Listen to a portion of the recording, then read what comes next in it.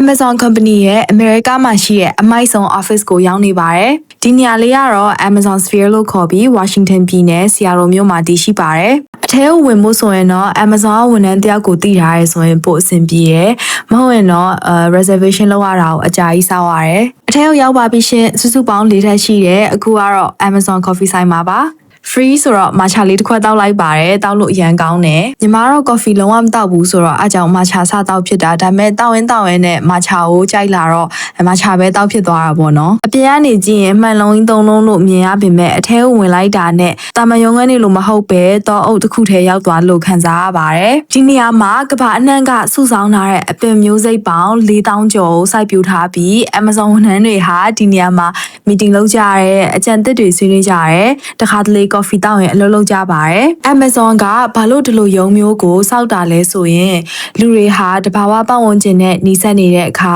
စိတ်ဖိစီးမှုလျော့နေပြီးတည်ထွင်ဖန်တီးနိုင်မှုကိုပိုကောင်းလာတယ်လို့ယုံကြည်လို့ပါဒါကြောင့် computer screen ရှေ့မှာတစ်နေ့လုံးထိုင်နေမဲ့အစားတစ်ပင်တွေအပင်တွေကြားမှာအလုပ်လုပ်နိုင်တဲ့ပတ်ဝန်းကျင်ကိုဖန်တီးထားပေးတာဖြစ်ပါတယ်ဒီထက်ပိုပြီးစိတ်ဝင်စားဖို့ကောင်းတာက Amazon ပါဝင် Microsoft Starbucks Costco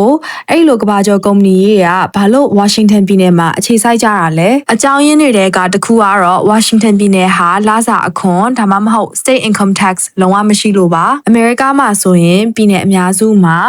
ကိုရတဲ့လစာအခွန်ဆောင်ရပါတယ်ဥပမာဆိုရင်ညီမနေတဲ့ California ပြည်နယ်ကလစာအခွန်ဆောင်ရတဲ့ရာခိုင်နှုန်းအမြင့်ဆုံးထဲမှာပါပါတယ်အဲ့ဒါဆိုရင် Washington ပြည်နယ်မှာပဲနေတော့မှာပေါ့အရာတိုင်းကအားသာချက်ရှိလို့အားနည်းချက်လည်းရှိရယ် Washington ပြည်နယ်ကအယောင်ခွန်နှုန်း sales tax ကတော့တနိုင်ငံလုံးထဲမှာအမြင့်ဆုံးထဲမှာပါပါတယ်ကိုကတိတ်အသုံးဖြုံးမရှိဘူးဆိုရင်တော့နေရတာအဆင်ပြေပါတယ်အဲ့လိုမဟုတ်ပဲ shopping တွေထွက်တာအပြင်မှာစားရတာကိုနှစ်သက်တယ်ဆိုရင်တော့နှစ်ခါပြန်စဉ်းစားရမှာပေါ့ဒီက tech company အများစုရဲ့ casual ဖြစ်တဲ့ culture ကိုညီမကတော့သဘောကျမိတယ်ဥပမာဆိုရင် office ထဲက elevator ထဲမှာကြိုက်တာရေးဖို့ whiteboard ကြီးတစ်ခုထားရတယ်ညီမကတော့မြန်မာလိုမင်္ဂလာပါလို့ရေးလိုက်တယ် Amazon ရဲ့ fun fact လေးတစ်ခုပြောပြမယ်နော် Amazon မှာနေ့တိုင်းငပြောသီးကိုအခမဲ့ကြိုက်လောက်စားလို့ရတယ်ဒါပေမဲ့ Amazon office တိုင်းမှာတော့မရှိဘူးပေါ့နော် Amazon Sphere ဟာတစ်ပင်တွေပြထားတဲ့နေရာတစ်ခုမဟုတ်ပဲကမ္ဘာအကြီးဆုံးကုမ္ပဏီတစ်ခုကလူတွေရဲ့တည်ထွင်ဖန်တီးနိုင်စွမ်းကိုဘယ်လောက်ထိအလေးထားလဲဆိုတာကိုပြသနေတဲ့နေရာတစ်ခုလည်းဖြစ်ပါတယ် Amazon Sphere က